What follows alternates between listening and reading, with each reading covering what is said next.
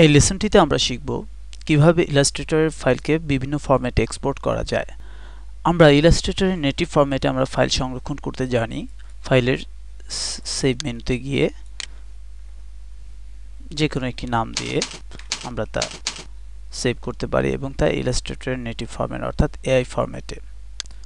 এবং এখান থেকে আমরা চাইলে একে ইপিএস ফরম্যাটে অথবা ইলাস্ট্রেটর টেমপ্লেট অথবা অন্য পিডিএফ অথবা অন্য যে কোনো ফরম্যাটে হতে পারে। তবে এখানে খুব বেশি ব্যবহৃত দুটি ফরম্যাট হচ্ছে এআই এবং ইপিএস। তবে পিডিএফ ফরম্যাটের ব্যবহার কিন্তু কম না। আমরা বিভিন্ন পোর্টেবল ডকুমেন্ট তৈরিতে পিডিএফ ফরম্যাটটিও অত্যন্ত স্বাচ্ছন্দ্যের সাথে ব্যবহার করতে পারি। সেভ বাটনে ক্লিক করলেই এটি তার নেটিভ ফরম্যাটে ফাইলটিকে সংরক্ষণ করবে।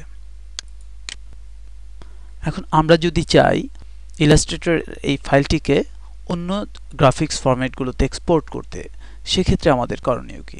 খুব সহজেই আপনি এই কাজটি করতে পারেন। এই জন্য ফাইল মেনুর এক্সপোর্ট সাবমেনুটি নির্বাচন করুন। আপনি কোন ফরম্যাটে ফাইলটিকে সেভ করতে চান এখান থেকে তা নির্বাচন করুন। আপনি চাইলে একে জেপিজি, যেটি একটি অত্যন্ত জনপ্রিয় ইমেজ ফরম্যাট, জেপিইজি যার এক্সটেনশন .jpg, সেই ফরম্যাটে এক্সপোর্ট করতে পারেন, অথবা SWF যা ফ্ল্যাশ মুভি ফাইল, সেই SWF ফরম্যাটেও এক্সপোর্ট করতে পারেন। চাইলে ফটোশপের পিএইচডি ফরম্যাটে এক্সপোর্ট করতে পারেন। আমরা এই ক্ষেত্রে জেপিজি ফরম্যাটে একে এক্সপোর্ট করে দেখব। সেভ বাটনে ক্লিক করুন। এটি একটি অপশন উইন্ডো দেবে যা আপনার নির্বাচিত ফরম্যাটের অপশন উইন্ডো, যেমন এখানে এটি জেপিইজি অপশন উইন্ডো দিয়েছে। আপনি আপনার ইমেজটিকে কিভাবে এক্সপোর্ট করতে চান তার অপশন এখান থেকে নির্বাচন করে দিতে পারেন। ধরুন আমরা এই ছবিটিকে প্রিন্টিং এর জন্য না, আমরা একে স্ক্রিনে প্রদর্শনের জন্য এক্সপোর্ট করতে চাচ্ছি। সেক্ষেত্রে আমাকে এই কালার মডেল RGB নির্বাচন করে দিতে হবে।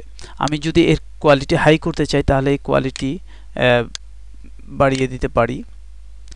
আমি যদি চাই যে এর রেজুলেশন কাস্টম কোনো রেজুলেশন ব্যবহার করব, সেক্ষেত্রে আমি এই ক্ষেত্রে এখানে কাস্টম রেজুলেশন ব্যবহার করতে পারি।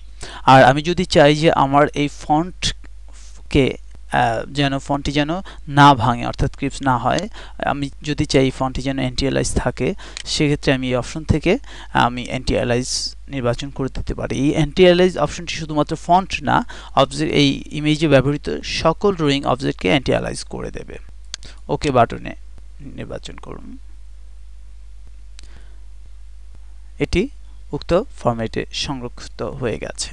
আমরা চাইলে ফাইলটিকে দেখে নিতে পারি।